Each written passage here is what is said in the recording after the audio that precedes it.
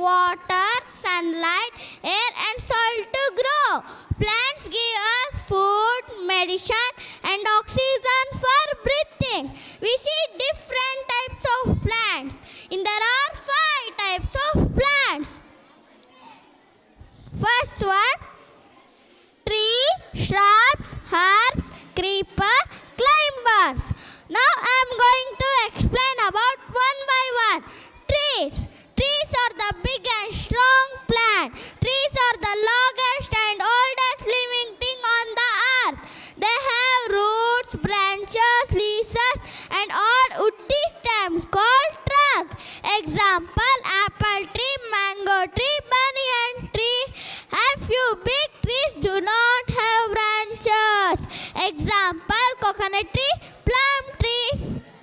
Shrubs. Shrubs are medium-sized plant and smaller than trees. Shrubs have a small thin and woody branches that grows close to the ground. Example, jasmine, lemon.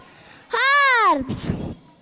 Herbs are very small plants. Herbs have a green thin and soft stem that can easily be bended. They usually do not grow more than 1 meter in height and have a short life.